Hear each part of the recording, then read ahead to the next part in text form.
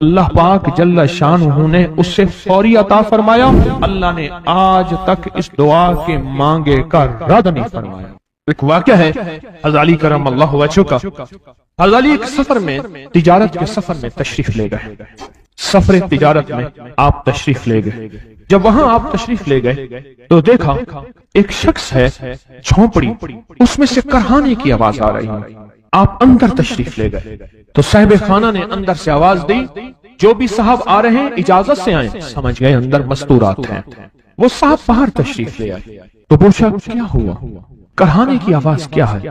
کہا میری بیٹی ہے, جنگل میں لکڑیاں لینے گئی, اس کے اوپر ایک درخت گر گیا کاٹتے کاٹتے, اور اس کی وجہ سے اس کی کمر ٹوٹ گئی ہے. اب یہ بستر میں پڑی ہے, اب یہ بیچاری تکلیفوں اور دکھوں میں. آپ نے فرمایا کوئی مسئلہ نہیں, میں ایک عمل کرتا ہوں, تو ایسا کر صرف اس کا کپڑا لے آ. آپ نے اس کے کپڑے کو سامنے رکھا, اس کو کہا اس کو پکڑ, اور اس کی طرف یوں انگلی کی, اور یہ دعا جو اب ہم پڑھنے لگے ہیں, بس یہ دعا پڑھی, اور صرف چند بار ہی پڑھتی اندر آوازیں خاموش ہو گئیں, چپ ہو گئی. آپ نے فرمایا پوچھو جا کے. آپ وہ بندہ اندر گیا تو واپس آیا, کہا بیٹی کو نیند آ گئی ہے, آج کئی ہفتے ہو گئے ہیں سو نہیں سکی, در سے کرہا رہی تھی, اس کو نیند آ گئی ہے. آپ فرمانے لگے میں سفر میں جا رہا ہوں, جب واپس آؤں گا نا پھر پوچھوں گا, اگر کوئی تکلیف ہوئی تو پھر دم کروں گا, پھر دعا کروں گا, اور انشاءاللہ ٹھیک ہو جائے گی. آپ چلے گئے, آگے تشریف لے گئے تو آپ کے ہم سفر تھے, ان کی سواریاں تھیں. ان میں سے ایک گھوڑا تھا جس گھوڑے کو ٹھوکر لگی, چوٹ لگی, اس کے اگلے پاؤں کی ہڈی گھٹنا باہر نکل گیا. وہ ایک طرف ہو کے بیٹھ گیا, اس کا گھوڑا چل نہیں سکتا تھا. اس نے آ کے علی کرم اللہ درخواست کی کہ آقا اس کے لیے کچھ فرما دیں. فرمایا میں اس کے لیے دعا کرتا ہوں, یہ ٹھیک ہو جائے گا. اور آپ نے دعا پڑھنا شروع کر دی, اور فرمایا یہ اس کے ہاتھ پہ, اس کی ٹانگ پہ آپ نے ہاتھ پھیر دیا, جو معذور تھی ٹوٹی ہوئی نکلیا ہوا گھٹنا تھا. فرمایا ٹھیک ہو گیا. اور قافلے والوں نے دیکھا وہ گھوڑا سب سے آگے تھا, سب سے سبک رفتار تھا, اور سب سے لاجواب تھا. آگے ایک جگہ تشریف لے گئے تو قافلے کو پیاس لگی, پانی کی ضرورت تھی. کنواں دیکھا تو کنواں خشک تھا. آپ نے فرمایا کوئی بات نہیں, یہ دعا پڑھی, اور دعا کو پڑھ کے اپنا لعاب کنویں میں ڈال دیا. فرمایا کنویں میں پانی کا ایک جوش اٹھا, اور پانی اٹھا اور منڈیر سے باہر نکلا. لوگ پینے لگے تو آپ نے روک دیا. فرمایا مت پیو, کنویں کا جو کھڑا کالا پانی ہے وہ نکل جائے, اور پھر شفاف پانی جب نکلا فرمایا یہ پانی پیو, مشکیزیں بھرو, سواریوں کو پلاؤ. قافلہ چلتا رہا. آگے تشریف لے گئے, آگے دیکھا تو کھانا ختم ہو گیا. اتنا کھانا تھا کہ اب کھا لیں, آئندہ کیسے کھائیں گے. تو آپ نے فرمایا جو کھانا ہے لے آؤ. آپ نے کھانے کو رکھا, اوپر کپڑا ڈال دیا, اور یہ دعا پڑھنی شروع کر دی جو ابھی ہم بیٹھ کے پڑھیں گے. خوش قسمت ہیں. اور کپڑا ڈال کے فرمایا دعا فرمائی, یہ عمل فرمایا, یہ دعا پڑھی, اور اس کے بعد فرمایا دیکھو کھا لیا. اور فرمایا ہمارا 17 دن کا سفر تھا, اس 17 دن میں ہم نے کھایا, لوگوں کو کھلایا, جہاں لوگ آتے تھے ان کو بٹھاتے تھے. دسترخوان ہمارا تھا چند افراد کا, پھر سینکڑوں لوگوں نے کھایا. 17 دن کے سفر میں تھوڑی سی کمی بھی نہ ہوئی. جب گھر لوٹے تو وہی کا وہی ہمارا خزانہ, کھانا وہی سارا توشہ موجود تھا. آگے تشریف لے گئے تو ایک تجارت میں ایک دیکھا تو ایک بندہ ہے ٹھیکریوں پہ ٹھیکریاں مار رہا ہے. آپ اس کی طرف تشریف لے گئے, آپ نے اس کو جا کے دیکھا, لگتا ہے کہ تو پرانا جواری ہے. اس نے کہا جوا کھیلتا تھا, سب کچھ ہار بیٹھا ہوں, ہر چیز زندگی ختم ہو گئی ہے. آپ نے فرمایا اچھا ایسا کر توبہ کی نیت کر لے, اللہ سے توبہ کر لے, اور پھر میں تیرے لیے دعا بھی کرتا ہوں, عمل بھی کرتا ہوں. تو ایسا کر پتھر پہ پتھر مار, تیرا ہر پتھر سونے کا بنتا جائے گا. آپ بیٹھ گئے, اس نے ویسے ہی پتھر پہ پتھر مارا, اور جیسے بیچارہ بے بسی کی حالت میں پہلے مار رہا تھا, آپ نے دعا کرنی شروع کر دی, یہ دعا پڑھنی شروع کر دی. اور دعا پڑھتے پڑھتے دیکھا تو لوگوں نے پتھروں کی شکلیں بدلنا شروع ہو گئی, اور جو پتھر بھی اس کے ہاتھ میں آیا تھا وہ سارے پتھر سونے کے بن گئے. آپ نے سارا سونا اس کو دیا, چل پڑے. سفر میں آگے جاتے جاتے دیکھا کہ ایک شخص ہے, اس کے ساتھ ایک بچہ ہے, ایک بوڑھی عورت ہے, ایک بوڑھا گدھا ہے. اور وہ سارے پیدل چل رہے ہیں، گدھے کو سواری کو ساتھ لیے ہوئے۔ تو آپ نے پوچھا کیا ہوا؟ انہوں نے کہا ایک سانپ ہے جو اس گدھے پہ مسلط ہے، وہ سامنے بیٹھا ہے، وہ نیچے نہیں اتر رہا، ہم نے مارنے کی کوشش کی ہے، اس کی پھنکار سے عصا جل جاتا ہے، اور جلا ہوا عصا دکھایا، ڈنڈا جلا ہوا دکھایا کہ ایک پھنکار سے ڈنڈا جل جاتا ہے، وہ مسلط ہے گدھے پہ، ہم پیدل چل رہے ہیں، منزل پہ ہے، سانپ مسلط ہے، اس کا کوئی حل نہیں۔ آپ نے فرمایا اس گدھے کو اس جھاڑی سے، اس درخت سے باندھ دو، اور باندھ کے آپ قبلہ رخ ہوئے اور یہ دعا پڑھنی شروع کر دی، اور فرمایا پھر دوسرے رخ ہوئے اور یہ دعا پڑھنی شروع کر دی، اور تیسرے رخ ہوئے اور دعا پڑھنے کے بعد آپ نے اس سانپ پہ پھونک مارا، سانپ چونٹی بن کے چھلانگ لگائی اور غائب ہو گیا۔ تو انہوں نے پوچھا آقا یہ کیا تھا؟ فرمایا یہ تمہارے اوپر ایک دشمن جن مسلط تھا جو کہ تمہاری جانوں اور عزتوں کا لٹیرا تھا۔ آخرکار آپ کے غلام نے آپ سے پوچھا آقا اگر آپ یہ دعا ہمیں سکھا دیں، چشمہ فیض سے گر ایک اشارہ ہو جائے، چشمہ فیض سے گر ایک اشارہ ہو جائے، لطف ہو آپ کا اور کام ہمارا ہو جائے۔ آئیں بسم اللہ کر کے اس دعا کو پہلے سنتے ہیں۔ یا وہاب حبلی من نعمت الدنیا والآخرہ انک انت الوہاب۔ اللہ کے ولیوں نے اپنی کتابوں میں ایک بات لکھی ہے، ہم نے جب بھی اس دعا کو پڑھا اللہ پاک جل شانہ نے اس سے فوری عطا فرمایا، ورنہ اس کی نسبت عطا فرمائی، اور ورنہ چند لمحوں میں عطا فرمایا، ورنہ چند دنوں میں۔ اللہ نے آج تک اس دعا کے مانگے کا رد نہیں فرمایا۔ ریس کی وسعت کے لیے جو میں بتاتا ہوں، یہ بندہ ہے 129 دن اور 129 دفعہ سورۃ کوثر پڑھ اور پھر آنکھوں سے رب کی طاقت کے جلوے دیکھ۔ 129 دن اور 129 بار۔ آپ بتائیں جو یہ پڑھتے ہیں 129 بار سورۃ کوثر کتنا وقت لگتا ہے؟ صحیح بتائیں، اگر نہیں پڑھتے نہ بتانا۔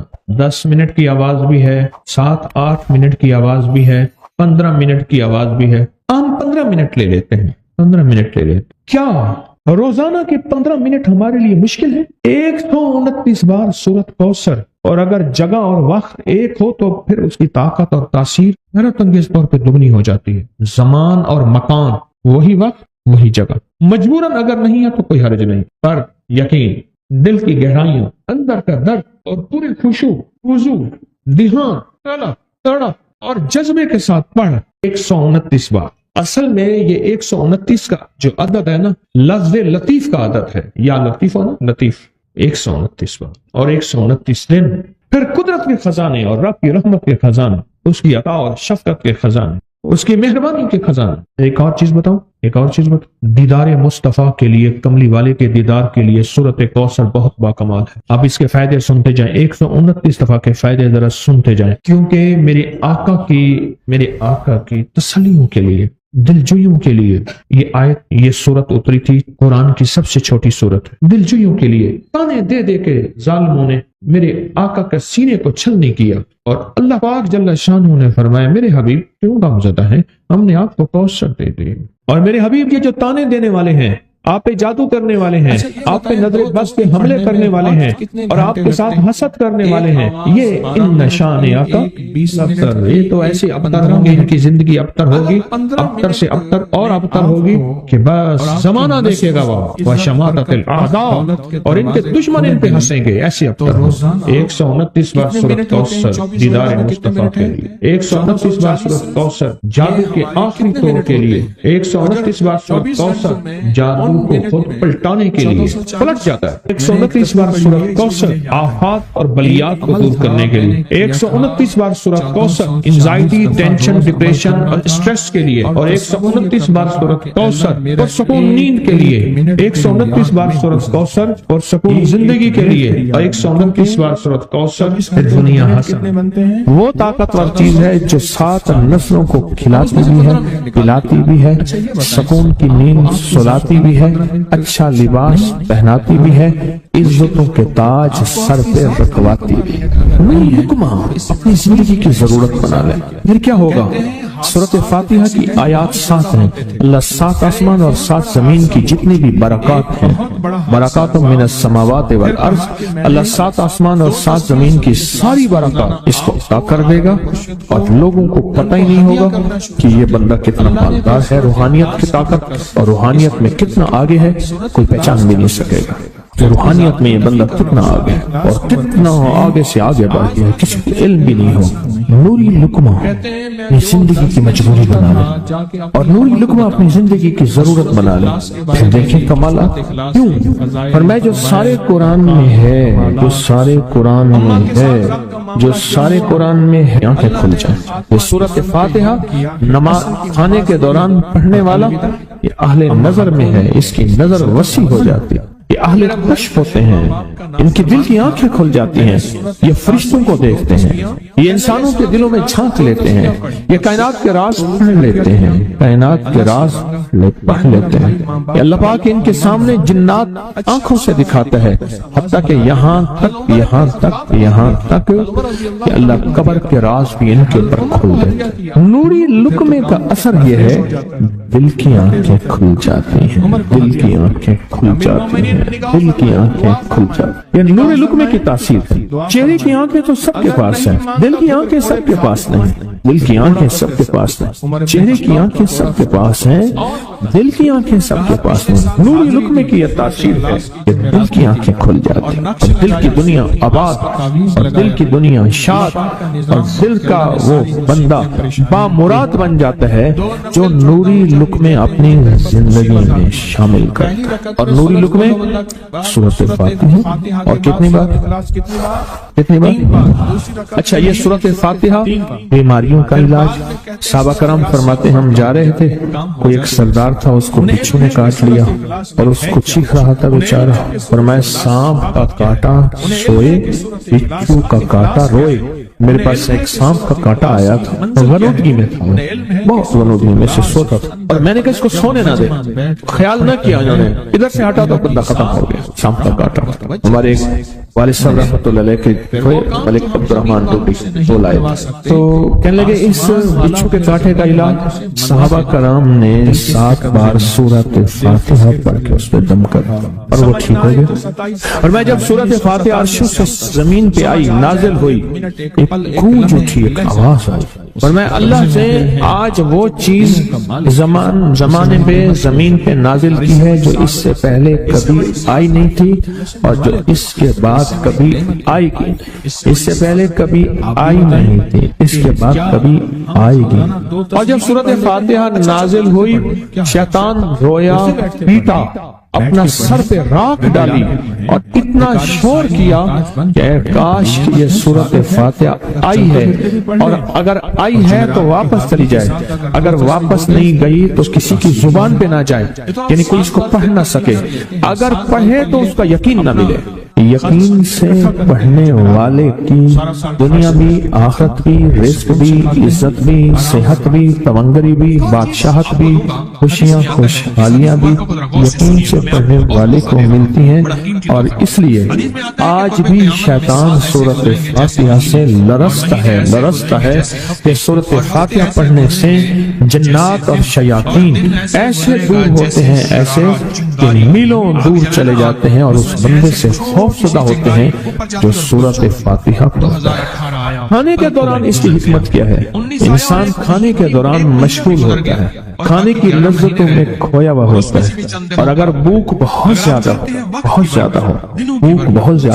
تو پھر تو ہوش نہیں ہوتا، پھر ہوش ہی نہیں ہوتا اگر بھوک بہت زیادہ ہو.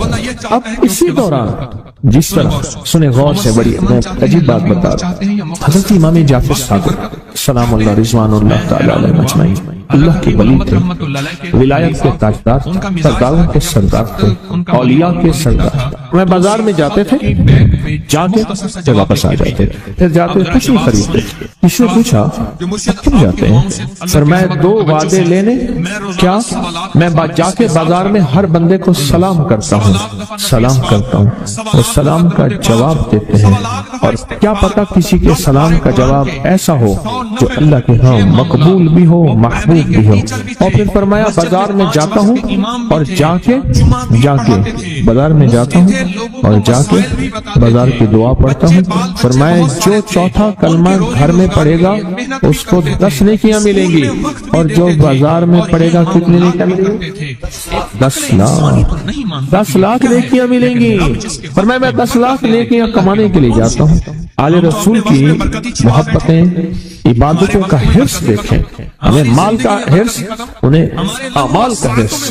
وہی دعا، وہی چوتھا کلمہ گھر میں پڑھیں، 10 نیکی ہیں، بازار میں پڑھیں کیونکہ وہ ہر بندہ مشغول ہے، دنیا میں، مال میں، چیزوں میں، بھاؤ تاؤ میں لگا ہوا ہے، وہی بازار میں پڑھیں تو 10 لاکھ نیکیاں۔ اسی طرح کھانے کے دوران جب لذت ہے، کھانے کے دوران ذائقہ ہے، اور کھانے کے دوران لذت اور ذائقے میں اگر کوئی بندہ سورۃ فاتحہ پڑھ لے تو اللہ کہتا ہے تو ان لذتوں میں مجھے نہ بھولا، ان کھانے کی چیزوں میں مجھے نہ بھولا، ان ساری کیفیتوں میں مجھے نہ بھولا، اللہ خوش ہوتا ہے۔ اور پھر اللہ جل شانہ اسے 7 آسمان اور 7 زمین کی برکتیں حوالے کر دیتا ہے، اور جس کے پاس 7 آسمان 7 زمین کی برکتیں ہوں، یہ ساری عبادتیں کھانے کے دوران کوئی معنی نہیں رکھتی، پھر ایسی سمیٹ کے اللہ کائنات کو اسے دے دیتا ہے۔ نوری لقمے کی تلاش کریں، نوری لقمہ زندگی میں لے آئیں، اور ایک خوشحال زندگی گزرے گی، بہت لاجواب زندگی گزرے گی۔ 7 دفعہ سورۃ فاتحہ سے قرضے اتر جاتے ہیں، 7 دفعہ سورۃ فاتحہ سے بیٹے مل جاتے ہیں، 7 دفعہ سورۃ فاتحہ سے نعمتیں، اور 7 دفعہ سورۃ فاتحہ وہ طاقتور چیز ہے جو 7 نسلوں کو کھلاتی بھی ہے، پلاتی بھی ہے، سکون کی نیند سلاتی بھی ہے، اچھا لباس پہناتی بھی ہے، عزتوں کے تاج سر پہ رکھواتی بھی۔ کہیں انشاءاللہ اب سوچیں کون سا مشکل عمل بہت ضرور سمجھ، 1 منٹ کا کام ہے، کام بن جاتا ہے۔ اور میں نے اس کی اجازت جتنی مشکل سے لی تھی نا، اس عمل بہت مشکل سے اجازت، اور جس دن لی تھی اسی دن فیصلہ کیا تھا انشاءاللہ اسے چھپاؤں گا نہیں، انسانیت مخلوق کو بتاؤں گا۔ اور یہ 7 دفعہ سورۃ فاتحہ جو دل کا مریض ہو مجھ جیسا اس کا بھی علاج ہے، جسمانی ہو یا روحانی۔ میں نے پچھلی دفعہ کہا نا کہ میں دل کا سخت مریض ہوں اور آج بھی ہوں، دعا کرو موت تک نہ رہوں، اور میں دل کا سخت روحانی مریض ہوں، جسمانی نہیں ہوں۔ میری پچھلی دفعہ کی وجہ سے پوری دنیا میں کوہرام مچا ہوا ہے کہ بابا گیا، جانا تو ہے، جانا تو لازم ہے۔ پچھلی دفعہ میں نے وہ کہہ دیا کہ میں دل کا سخت مریض ہوں، میرے لیے دعا کرو، وہ یہ مریض ہوں، روحانی مریض ہوں، روحانی مریض ہوں۔ یہ بیماری جو دل کی بیماری ہے نا، اس کا بھی علاج ہے، روحانی ہے یا جسمانی۔ جیسے میں دل کی روحانی بیماریوں کے بارے میں نے آپ کو کہا، میں سخت مریض ہوں دل کا، اللہ کرے اس کا مرض کا علاج ہو جائے۔ تو کھانا کھاتے ہوئے میرے دل کے لیے بھی آپ دعا کریں گے کہ اللہ بھی میرے دل کو ٹھیک کر دے، اللہ بھی ٹھیک کر دے۔ آپ مجھے بزرگ سمجھتے رہے اور اندر سے کام کھوکھلا ہو، یہ دل کی روحانی بیماریوں کا بھی علاج ہے، اور یہ جسم کی اور دل کی جسمانی بیماریوں کا بھی علاج ہے۔ یہ صحت مندی کا راز ہے، سورۃ فاتحہ ہے بابا، سورۃ فاتحہ، سورۃ فاتحہ۔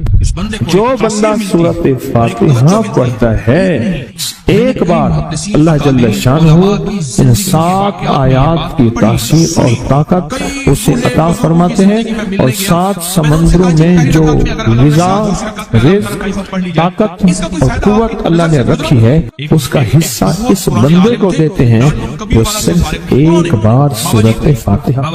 یہ جو وظیفے ہیں کسی درویش کی یا کوئی درویش نے جس کو اجازت ہے اس کی اجازت صحیح ہو، ہر بندہ اجازت دینا نہ شروع کر دے، اجازت کے پیچھے نسبتیں چاہیے، ان نسبتوں کی طاقت چاہیے۔ وہ جو اجازت ملتی ہے اس اجازت کے اندر جو تاثیر ہوتی ہے، اس میں جو کمال ہوتا ہے، اس میں جو اندر کی کیفیتیں ہوتی ہیں، اس اجازت سے نسلوں میں تمنگری، دولت، رزق، عزت، صحت ایسے بارش کی طرح برستی ہے۔ میرے جو مرشد تھے حضرت خواجہ سید محمد محمد عبداللہ حجویری رحمۃ اللہ علیہ میرے مرشد جو تھے وہ حضرت داتا صاحب کی سچی آل میں سے تھے. مجھے جاتے جاتے انہوں نے اجازت دی 1991 ستمبر میں, اور مدینہ منورہ فرمایا میں جا رہا ہوں, بس اب بقی میں, اور بقی کے اندر جا کے سو گئے. اب بھی میں مرشد کے ہاں جاتا ہوں تو جنت البقیع کے قبرستان میں ان کی نسبتیں دیکھیں کتنی اونچی ہیں. پھر وہ نہیں, 26 بڑی ہستیوں نے مجھے خلافتیں اجازتیں دی, 26 سے بلکہ زیادہ اجازتیں اور خلافتیں دی, اور ان کی توجہات ہیں, ان کی پیچھے دعائیں ہیں,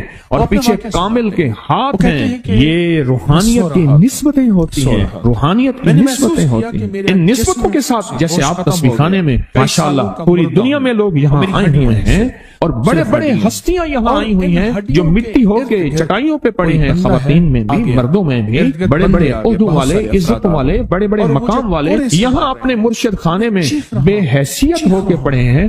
جو بے حیثیت ہو کے آتا ہے اللہ اس کو عزت اور مقام اور حیثیت دے. کہنے لگا میں نے نا حمزات کو قابو کرنے کے لیے میں نے ایک عمل کیا. عمل یہ تھا کہ ایک بڑا سا تھال لے لے, جیسے یہ گارے اور مٹی میں تھال ہوتے ہیں, اس کا چراغ بنا لے, اس میں 10 کلو تیل ڈالے اور بڑی ساری بتی ہو, ٹھیک, اس کی بتی جلائیں. 10 کلو تیل جلنا ہے, کتنا تیل جلنا ہے, اس کی بتی میں اس کی لو میں دیکھنا ہے, اور پھر بیٹھنا اس انداز سے ہے کہ میرا سایہ ہو, اور پھر میں اپنے سائے کو بھی دیکھوں, لو کو بھی دیکھوں, اور اس کے بعد یہ وظیفہ پڑھنا ہے. 40 دن میں یہ 10 کلو تیل جل جاتا ہے. دن رات بیٹھنا ہے اور اس کو پڑھنا ہے. 30 دن جب گزرے تھے, 30 دن گزرنے کے بعد اس کو نقشے نظر آنا شروع ہوئے. نقشے یہ نظر آنا شروع ہوئے کہ گھر ہے, بچے ہیں, کھیل رہے ہیں, اماں بیٹھی ہے, آپس میں بچے کو لڑ بھی رہے ہیں, کھا بھی رہے ہیں, پی بھی رہے ہیں. اس نے ادھر سے توجہ ہٹائی. مرشد نے فرمایا تھا کہ دیکھ میری نگرانی میں عمل کر رہا, نقشے نظر آئیں گے, کسی نقشے میں نہ توجہ کرنا نہ خوف کرنا. خوف بھی آئے گا, چیزیں بھی آئیں گے, نہ کرنا, بس نہ کرنا. دوسرے دن اوپے سے نظر آیا, پھر بچے ہیں کسی باغ میں کھیل رہے ہیں, ایک بچہ پھر گم ہو جاتا ہے, ماں روتی ہے, اتنا روتی ہے اس کو رونا آ جاتا ہے. پھر خیال آیا, مرشد نے فرمایا تھا کسی توجہ نہ کر, یہ کیا نقشہ شروع ہو گیا. اچھا 2 دن کے بعد نقشہ آیا, بچے کھیلتے کھیلتے کھجور پہ چڑھ گئے, ایک بچہ جو اوپر سے گرا اس کے بازو ٹوٹ گئی, لات ٹوٹ گئی. اب پتہ چلا وہ تو مر گیا. اب اس کی میت پہ جو اماں نے بینڈ ڈالے, جو ابے نے روئے اور گھر کی مائیں روئی, اصل اس کو وظیفے سے ہٹانا تھا, اور اس کی نظر جو وہ وہاں سے نظر سے ہٹانا تھا. پھر اس کو مرشد کا خیال آیا کہ توجہ نہیں ہٹانا, دھیان نہیں ہٹانا. پھر خیال آیا جب مرشد کامل ہو فائدہ کبھی نہیں ہوگا جب تک یقین کامل ہو. اصل توجہ ہٹانی ہے, اور بہت زیادہ رونا, اور اتنا رونا کہ سرکار کا خیال آیا, بچے کو لے جا رہے ہیں, اس کی میت پھر قبر کھود رہے ہیں, پھر اس کا یہ کر رہے ہیں, رونا اتنا کہ اس کے آنسوں, رونے کی کوئی کیفیت تھی مائیں کی. 2 دن ابھی رہتے تھے 40 دن میں سے. تو پھر وہی گھر نظر آیا, بچے کھیل رہے ہیں, شوہر آیا, اس نے آ کے کہا مجھے روٹی دو. اس نے کہا گھر میں تو کچھ بھی نہیں ہے, لکڑیاں نہیں ہیں, آپ نے کچھ دیا ہی نہیں, میاں بیوی کی لڑائی ہو گئی. اس نے کہا پھر ٹھیک ہے نا, میں آج سب کو جلا دے. اس نے کہا لکڑیاں لے آیا, ادھر ادھر سے لکڑیاں لا کے نہ سے, اس نے لکڑیاں جلائیں, بچوں کو اٹھا کے جو ڈالا آگ میں, چیخیں نکلی بچوں, دوسرے کو پکڑ کے ڈالا, تیسرے کو ڈالا, چوتھے کو ڈالا, آگ میں ڈالتا جا رہا ہے. مائی چیخ رہی ہے, کوہرام ہے, زندہ بچوں چھوٹے معصوموں کو آگ میں ڈال رہا. ڈالتے ڈالتے کہنے لگے تو بچ گئی ہے نہیں, آ پھر پکڑ تجھے ڈالتا ہوں. جب اس کے ڈال کے کہنے لگا اب اس عامل کو تو بچ گیا ہے, ایسے اس کو ایسے پکڑنے لگا, اور پیچھے مرشد کا کھینچ کے تھپڑ اس کو آیا. جب کھینچ کے تھپڑا سارا نقشہ ختم ہو گیا. کہنے لگا یہ کیا تھا. مرشد کامل ایسا ہوگا جرا لولو دے وچ وسے ہو, نال نگاہ دے پاک کریندا, نہ صابن سچی کھتے ہو. یہ اس وقت ہوگا جب یقین ہوگا, جب تیرا یقین کمزور ہے. مرشد کامل ہے, یقین کامل نہیں, ناکام رہے گا ساری زندگی, تھرمامیٹر لگاتا رہے گا. کوئی کہہ دے گا کہ تیرا مرشد 1 نمبر ہے, ولی ہے, کہا سبحان اللہ. کوئی کہہ دے گا 2 نمبر ہے, کہے توبہ توبہ. ساری عمر اسی زندگی میں رہے گا, کبھی نہیں پا سکے گا. 40 دن کے بعد مرشد کی خدمت میں حاضر ہو اور سارے نقشے بتائے. فرمایا نہ بتاؤ, ہم دیکھ رہے ہیں. علامہ فخر الدین رازی رحمۃ اللہ علیہ کا مشہور واقعہ ہے, مرید جو ہے آپ کا سینکڑوں میل دور, اور وہ مرید وہ تھا جو ساری عمر اللہ کے وجود کو کہتا رہا کہ اللہ کے وجود کو نہ ماننے والے کہتے تھے کوئی اللہ نہیں ہے, کہاں ہے دکھاؤ, ہر چیز خود بخود بن گئی ہے, خود بخود ختم ہو جائے گی. ان کے پاس 100 دلیلیں تھیں, کتنی 100 دلیلیں تھیں, اور آج تک ان کی دلیلوں کو کوئی توڑ نہیں سکا تھا اللہ کے وجود پہ. آخری وقت, اور آخری وقت کے اندر ایک دروازہ کھٹکھٹایا کسی نے کہ جناب ایک بزرگ آپ سے ملنے آئے.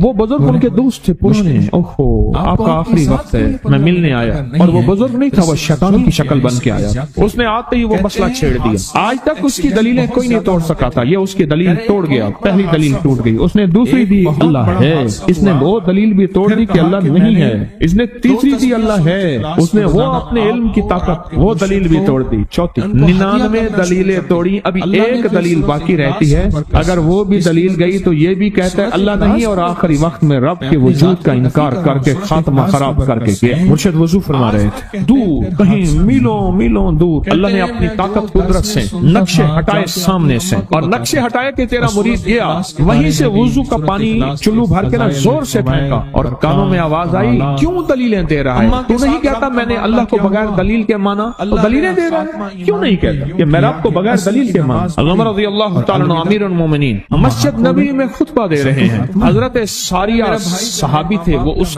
لشکر کے سپہ سالار تھے، میلوں سے میلوں سینکڑوں میل دور ایسے نقشے ہٹے، اور خطبے کے دوران انوکھی بات کہہ دی، یا ساریہ الجبل، ساریہ پہاڑ کے پیچھے دیکھ دشمن وہاں سے حملہ کر رہا ہے، اور پھر خطبہ شروع کر دیا۔ جمعہ کا خطبہ تھا، لوگ حیران، یہ امیر المومنین نے کیا فرما دیا؟ جب حضرت ساریہ کا قافلہ آیا واپس تو فرمایا فلاں وقت فلاں لمحے فلاں وقت میں جمعے کے دن فلاں لمحے میں امیر المومنین آپ کی آواز آئی تھی، اگر نہ آتی تو دشمن نے پیچھے سے مقابلہ حملہ کر دیا تھا اور ہمیں کاٹ کے رکھا۔